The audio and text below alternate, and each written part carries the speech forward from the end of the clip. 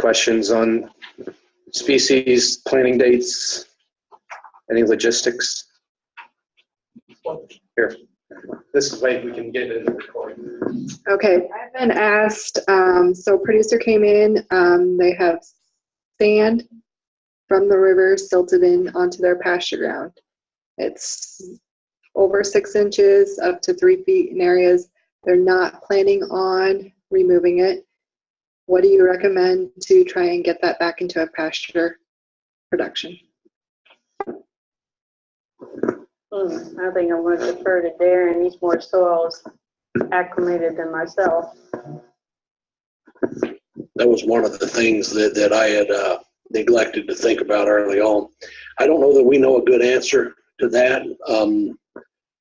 We actually had this discussion, Larry, at over at Dairy Queen Burger today at lunch, and that's moving sand around on a pasture is, while it makes a lot of sense, it doesn't make a lot of sense from a cost effectiveness standpoint. Some of those larger piles, if there's not very many of them, getting that knocked down a little bit is in the long run probably going to help. Thinking a little bit about where that sand came from, it didn't come from the area that it was deposited on. And as we see with a lot of things, eventually something is going to grow on it, okay? And it'll start out like a lot of this cropland that you kind of let go back. There'll be some annuals that will come in and take a hold. Eventually it'll grow a pile of sunflowers.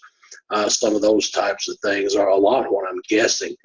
And that's kind of beating around the bush. You're asking specifically, is there anything we can plant on that sand to become a pasture? Now, I don't know that we have a good answer for that, how to rehabilitate those sort of areas. That's going to be one of the things that we'll need to, we being the university, will need to kind of learn as we go along.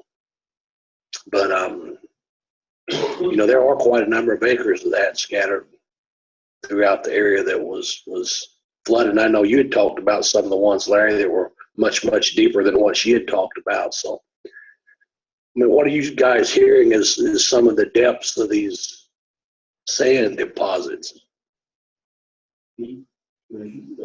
Feet, yeah.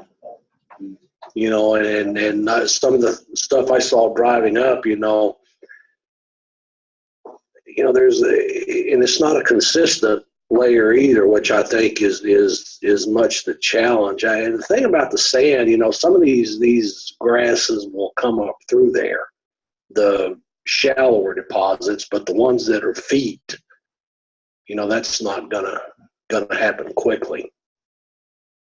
So bottom line, I've got no idea.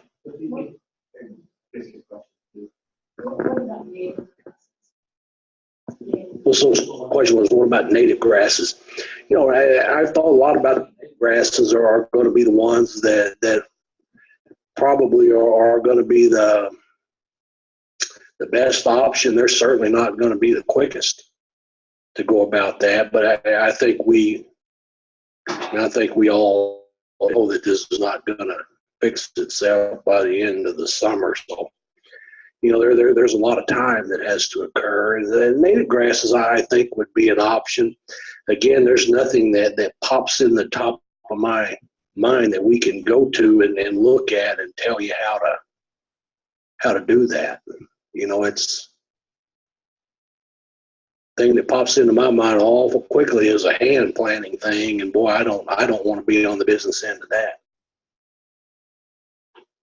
If you could knock down the sand so it's even enough to, if you could knock down the sand even enough to plant of these annual forages in the pasture that could handle planting in the sand this year, would there be any of the like sedan grass or anything that you would attempt to try for an annual standpoint?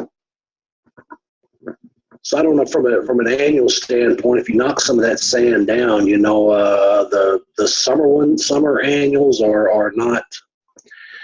I don't think they would have as much success as maybe some of the cool seasons, especially those brassicas seem like they'll grow about anywhere.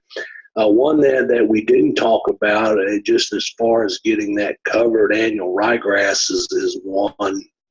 Some of the cover crop guys use that. It's not very productive, but it does germinate very well and cover pretty easily.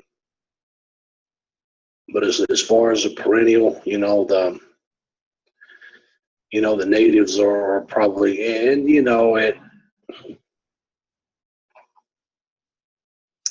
why, I don't know.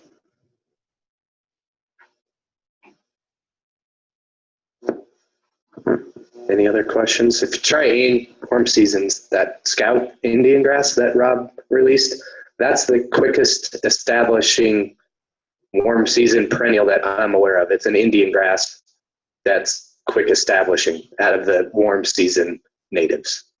But we haven't tried it in that situation. So you think we might find a place to look at some of that this summer? We should try some. We should talk to Rob and Stock Seed Farm, some of the groups, and I don't know, it's my first thought to attempt something. Yep. Or we should try to Yep, corn planting here. So now through May here. Yep. I'm curious for both of you, what's been the most asked question from producers that you've had since the floods?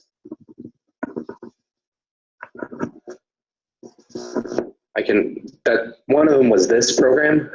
So I've been working with a lot of emergency hay supplies, and if you lost stored hay and you lost pasture ground because it's under sand, what can I grow besides relying solely on buying feedstuffs? So that's kind of why we put the program together in annuals, and nothing's perfect, but we got to work with what we have and alternative options. Hopefully producers have some good ground. The question is, where does that fall with competing with getting corn and soybeans in if you substituting that out for annual forages too? So, I mean, there's a lot of crop insurance implications to that, but there's also cattle to feed as well.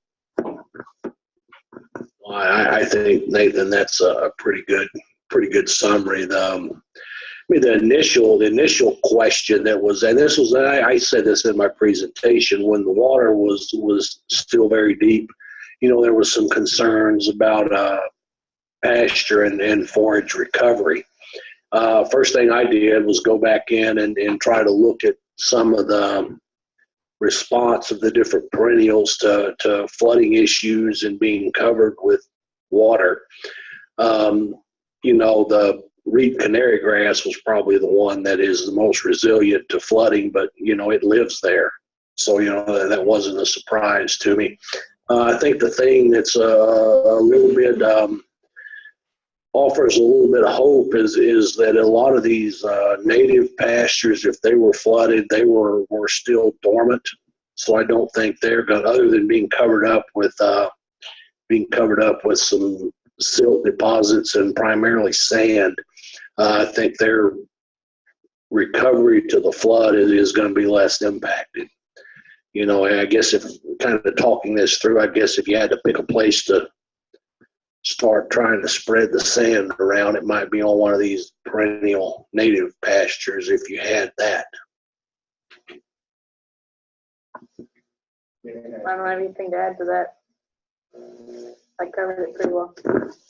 One of the questions from online, NRCS might attempt to answer an FSA question. Nathan, do you know with FSA on their programs if they'll help with pasture renovation? I guess so I'd be for both NRCS and FSA, what programs for pasture renovation that you guys have? And this gets into your presentation, so you can always be short. I think we have an environmental quality incentive program. We might look at that to renovate some pasture down the road. It wouldn't be an immediate fix to a situation, but as part of a planned grazing system, we definitely could look at that. We don't do many of those contracts in Eastern Nebraska, but for NRCS, that would be an option. For the FSA, I can't speak for them exactly on ECP. I know that question has come up on some teleconferences we've been on, but the best thing to do for the FSA question on some emergency seeding would be just to ask them if you sign up for the ECP, the Emergency Conservation Program. Definitely want to ask your technician when you sign up for that. Okay. Any other questions? We'll move to Brock here. Okay. Brock, you're up.